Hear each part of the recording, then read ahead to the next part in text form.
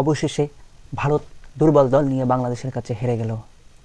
ভারত দুর্বল টি-20 দল নিয়ে বাংলাদেশের শক্তিশালী দলের কাছে হেরে গেল। হ্যাঁ বন্ধুরা, এমনটাই দাবি করেছে বাংলাদেশের ক্রিকেট এক্সপার্ট ইমন তালুকদার।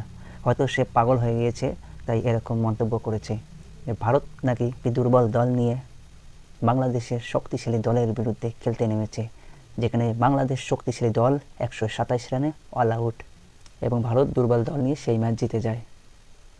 হয়তো তাকে পাগলাগারে পাঠানো উচিত।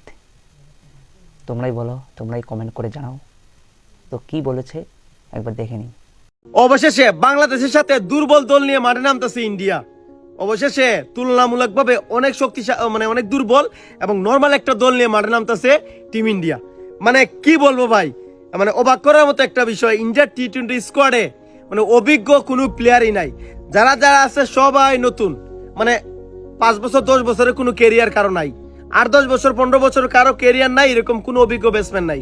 যারা যারা আছে সবাই 2-1 বছর হয়েছে আসছে, 2-4 বছর হয়েছে ক্রিকেট খেলে। এর বাইরে ওইরকম কোনো অভিজ্ঞ না, বা তারা ওইরকম বেশি হাই পারফর্মার কোনো প্লেয়ারও না। কিন্তু বাংলাদেশের টিমের সাথে তারা একটা নতুন স্কোয়াড নিয়ে মাঠে নামতেছে। কি বলবো ভাই, চিন্তা করেন, রায়ান পরাগ, রিঙ্কু সিং, তারা কিন্তু আপনার ইন্ডিয়ান ন্যাশনাল টিমের অভিজ্ঞ কোনো প্লেয়ার না, কিন্তু তারা টি-20তে বাংলাদেশের পক্ষে খেলবে। নীতিশ কুমার রেডি একদম নতুন, একটা নতুন একটা প্লেয়ার, IPL এ মোটামুটি ভালো খেলে আসছে। ইন্ডিয়া তারা খেলাই দিছে। কিছুদিন আগে শ্রীলঙ্কার সাথে অভিষেক হয়েছিল। আজকে দেখা যায়, এখন দেখা যায় কালকে বাংলাদেশের সাথে মাঠে নামবে নীতিশ কুমার রেডি। সে কি তেমন কোনো প্লেয়ারের মধ্যে পড়ে? তারপরে কি শিবাম ডুবি, হ্যাঁ IPL এ মোটামুটি একটু অভিজ্ঞ ভালো প্লেয়ার, কিন্তু টি-20তে ইন্টারন্যাশনাল এতটা স্মার্ট প্লেয়ার সে না। তারপরে আরো বলি ওয়াশিংটন সুন্দর কি বলার ব্যাটসম্যান, কি আসলে সে না ভালো মানের একটা বলার, না ভালো মানের একটা ব্যাটসম্যান, কিছুই না, উদয় ফাও। তো তারা টিম ইন্ডিয়া খেলাইতেছে বাংলাদেশের বিপক্ষে।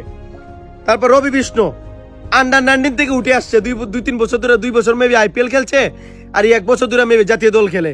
এই রবি বিষ্ণুরে লেগ স্পিনার হিসেবে খেলাইতেছে।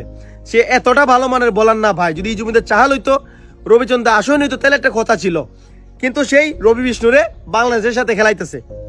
তারপর জিতেশ শর্মা উইকেট রক্ষক কিপার, কোন ভরসায় জিতেশ শর্মা কিভাবে টি-20 প্লেয়ার হয়, এটাই তো আমার মাথায় ঢুকে না। কিভাবে সে অভিজ্ঞ প্লেয়ার? সে তো অভিজ্ঞতার কোনো ছাই তার মধ্যে নাই।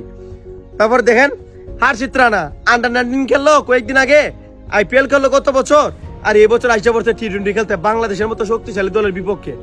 কি বলবো তো অবশেষে এটা কি হয়ে গেল? ইন্ডিয়ার সব নতুন প্লেয়ার নামাই দিচ্ছে বাংলাদেশের সাথে। মায়াঙ্ক ইয়াদব নামই শুনি নাই, IPL এ মোটামুটি ভালো খেলছিল, মায়াঙ্ক ইয়াদবকে অভিষেক করাই দিয়েছে টি-20তে। ইন্ডিয়া আসলে কি টিম বাংলাদেশের বিরুদ্ধে খেলাইতেছে? একমাত্র ক্যাপ্টেন সূর্য কুমার যাদব খুবই অভিজ্ঞ এবং ভালো। ইন্ডিয়া আসলে কি? তোমরাই বলো, তোমরাই কমেন্ট করে জানাও।